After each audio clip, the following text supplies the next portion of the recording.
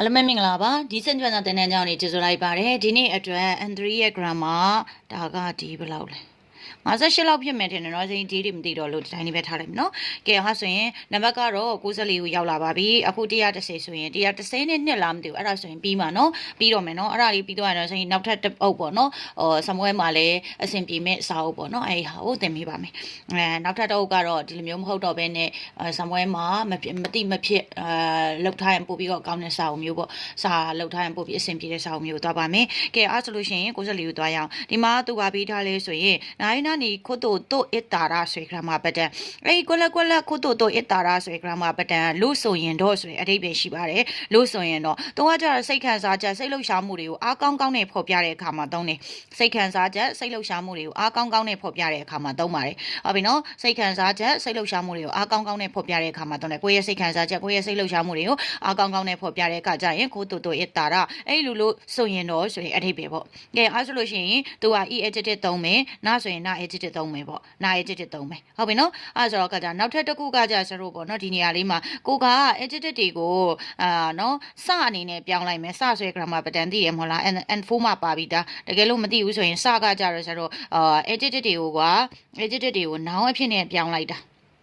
နောင်ဖြစ်နေပြောင်းလိုက်တာအဲ့လိုမျိုးစနဲ့ပြောင်းလိုက်မယ်ဆိုလို့ရှိရင်ခိုးတိုအစ်တာရာမဟုတ်တော့ဘဲနဲ့ဘာနဲ့ပဲသွားပြီးပေါင်းပေးရမလဲဆိုစဆိုတဲ့ပုံစံလိုမျိုးနောင်ပေါ့နော်စဆိုပြီးတော့ပုံစံပြောင်းထားတဲ့ adjective ကိုနောင်ဖြစ်နေပြောင်းထားတဲ့စဆိုတဲ့ပုံစံမျိုးဆိုလို့ရှိရင်ကတော့သူ့ကဘယ်လိုပါဘာနဲ့သွားပြန်ပေါင်းမလဲဆိုတော့တိုအစ်တာရာဆိုကြအဲ့ဒီဟာလေးနဲ့ပဲပေါင်းပေးရမယ်ခိုးတိုထည့်ပေးစရာမလိုတော့ဘူးဟုတ်ပြီနော်အဲ့ဒီဟာလေးကတစ်ချက်မှတ်ထားမှာဖြစ်ပါတယ်ဒီထဲမှာတမင်တက်မြည်ထားတာပါကဲအဲ့ဆိုလို့ရှိရင်စိတ်ခံစားချက်စိတ်လုံးမချမှုတွေကိုအားကောင်းကောင်းနဲ့ဖော်ပြတဲ့အခါမှာသုံးနေတဲ့ကဲအဲ့ဆိုအကြည့်ပြောင်းကြည့်မယ်နော်ဟာနာမ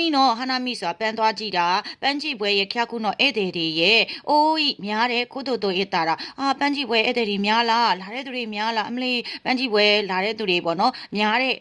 းတယ်လို့ဆိုရင်ကတော့ဟုတ်ပြီနော်ပန်းကြည့်ပွဲရဲ့ဧည့်သည်တွေများတဲ့ကိစ္စလို့ဆိုရင်ကတော့ယူကူရီအေးစီစီဆာကူရာမိုရှယ်ဒီဘန်းအောင်မီတာတွေနိုင်ကြည့်လို့မရတဲ့ဟိုးတို့လောက်ဟုတ်ပြီနော်ဒေစတာရောဖြစ်ခဲ့ပါတယ်ပြောမယ်ဆိုရင်ကိုယ့်ရဲ့စိတ်ခံစားချက်ကိုယ့်ရဲ့စိတ်လှုပ်ရှားမှုအောက်ကောင်းကောင်းနဲ့ဖော်ပြအမလီပန်းကြည့်ပွဲလို့ဆိုရင်ကတော့လေဧည့်သည်တွေကတော့ဘယ်လောက်များလဲဆိုတာဧည့်သည်တွေများတယ်လို့ဆိုရင်တော့လေဘယ်လောက်ထိတောင်များလဲဆိုလို့ရှိရင်ဆာကူရာဘန်းအောင်မှာတည်ချာကြည့်လို့မရတော့တဲ့အခြေအနေမျိုးအဲ့လောက်အခြေအနေကြီးရှိပါတယ်လို့ပြောတာဟုတ်ပြီနော်နံပါတ်1နိဗ္ဗာန်ကိုသွားမယ်နိဗ္ဗာန်ကကြတော့အာနိုမီဆန်တော့အဲ့ဒီစတိုးဆိုင်ရဲ့တန်းရင်တော်ဝန်ထမ်းရဲ့ဟီဒိုကြီးဆိုတာကဘယ်လိုပြောမလဲကွာမကောင်းတဲ့ခိုးတိုအစ်တာရာကိစ္စလို့ပြောရမယ်ဆိုရင်သူမကြည်နဲ့တာပေါ့နော်ဟီဒိုကြီးဆိုတာပြင်းထန်တဲ့ကိစ္စဆိုတာဟီဒိုကြီးကတကယ်ကတော့ပြင်းထန်တာစတိုးဆိုင်တစ်ခုမှာလုံးနေတဲ့ဝန်ထမ်းရဲ့ bad review ကိုပြောချင်တာပေါ့ကွယ်မကောင်းတဲ့ကိစ္စလို့ပြောရမယ်ဆိုရင်ကတော့ဆိုပြီးတော့သူကရက်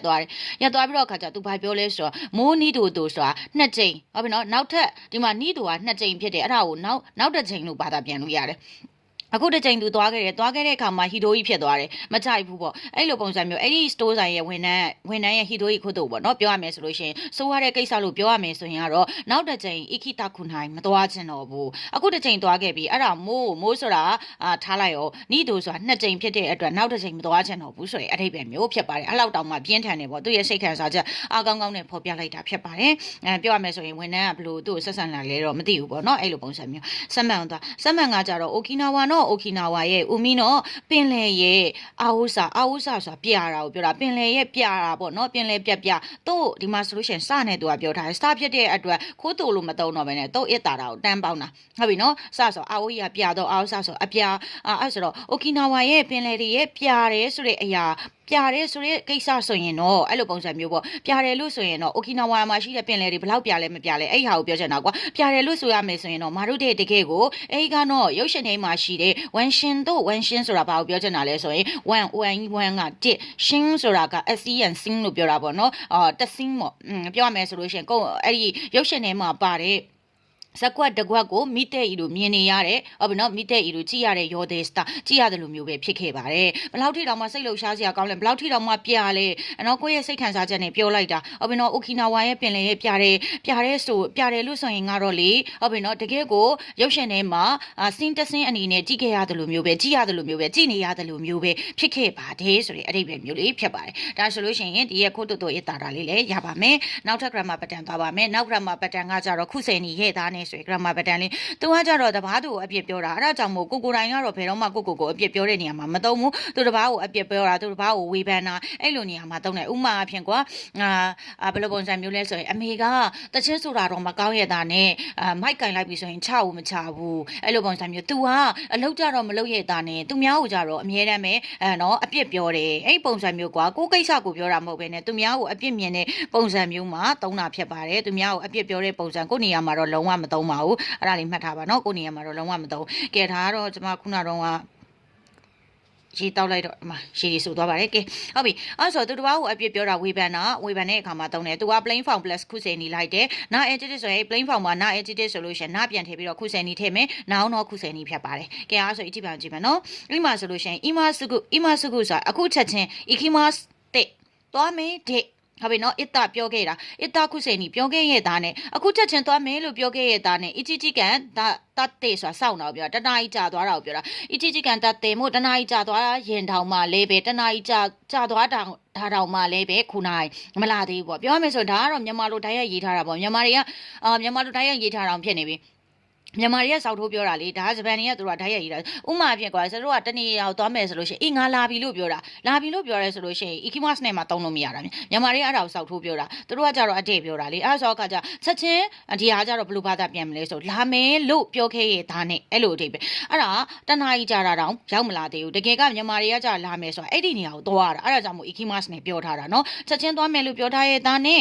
ပြောခဲ့ရတာနဲ့အခုတနာကြီးတောင်မှကြတာတောင်မလာသေးဘူးဆိုတာချက်ချင်းလာမယ်လို့ပြောရဒါနဲ့ပြောခဲ့ရတာနဲ့တနာရီတောင်ကြာတာတောင်မှမလာနိုင်သေးဘူးမလာသေးဘူးဆိုတဲ့အတိတ်ပဲပေါ့အဲ့ဒါလေးကိုပြောထားတာခုချိန်ကြီးခဲ့တာနဲ့ဟာအဲ့ဒီတယောက်ကမလာသေးဘူးလားအေး तू ငါ့ကိုပြောတော့ချက်ချင်းလာမယ်လို့ပြောထားတာခုချိန်ကြီးကိုရောက်မလာအဲ့လိုအတိတ်ပဲမျိုးနော်နောက်ထပ်တစ်ခုနံပါတ်2နေ့ပြန်သွားမယ်နော်ယာမာ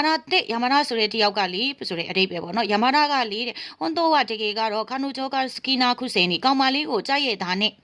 တကယ်ကတော့အဲ့ကောင်လေးကယာမာရာဆိုတဲ့တယောက်ကကောင်မလေးကိုကြိုက်ရတာနဲ့အစ်စမိုအမြဲတမ်းကာနိုဂျွန်နီကောင်မလေးကိုတဲ့အီဂျီဝါတို့အီဝွန်ဒါယောဆိုပြီးတော့ပြောတာအီဂျီဝါတို့ဆိုတာမကောင်းပြောတာကိုပြောတာကွာအနိုင်ကျင့်ပြီးတော့ခါကြတော့ဟိုလိုမျိုးကြီးမကောင်းပြောတာလိုမျိုးမဟုတ်ဘဲနဲ့ကောင်မလေးဆိုရင်နိုင်နေလို့ပြောချင်တာအနိုင်ကျင့်ပြီးတော့အဲ့လိုမျိုးစကားတွေကိုပြောတတ်တယ်လို့ပြောတာဟုတ်ပြီနော်အဲ့ဒီပုံစံမျိုးနိုင်ထက်စီးနဲ့ပြောတတ်တယ်ပေါ့ကွယ်တကယ်ကတော့သူ့ကောင်မလေးကို तू ကချစ်ရတာနဲ့အမြဲတမ်းအဲ့လိုမျိုးကောင်မလေးကိုဆိုအထက်စီးဆန်ဆန်နဲ့ပြောတတ်တယ်ပေါ့ဒါနားလည်အောင်လို့ပြောပြနော်အီဂျီမဲဆိုတာအနိုင်ကျင့်တာကွာအီဂျီဝါတို့ဆိုတာအနိုင်ကျင့်တဲ့စကားတွေကိုပြောတယ်ဆိုတာအဲ့လိုမျိုးအထက်စီးဆန်ဆန်နဲ့ပြောတတ်တယ်သူ့ကောင်မလေးကိုတော့ तू ချစ်တယ်ဒါပေမဲ့အထက်သီးဆန်ဆန်နဲ့အမြဲတမ်း तू ကပြောတတ်တယ်အဲ့လိုမျိုးရှိရလေအပြင်မှာလည်းပဲအခုလဲယာမာဒါဆန်ကြည့်လိုက်ယာမာဒါဆန်ကသူ့ကောင်မလေးကိုချစ်ရတာနဲ့တကယ်ကတော့ကောင်မလေးကိုချစ်ရတာနဲ့အဲ့လိုမျိုးရှော့ရှော့ပြောတတ်တာအဲ့လိုအထိပ္ပယ်မျိုးဒါဆိုရမယ်နော်နံပါတ်3ဆက်မှန်အောင်သွားကီမူရာဆန်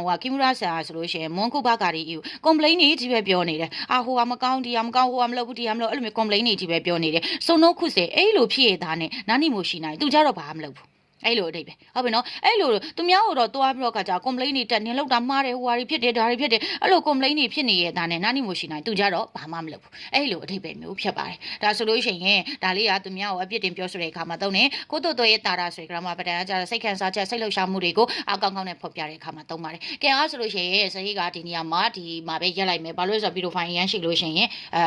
တာနဲ့ video file တင်ရတာခက်လို့နော်နောက်တစ်ပိုင်းမှာနောက်ထပ်ဟာတွေဆက်ပြီးတင်ပေးပါမယ်အားလုံးပဲ Oscar တဲ့ Sawadee အားလုံးကျေးဇူးတင်ပါတယ်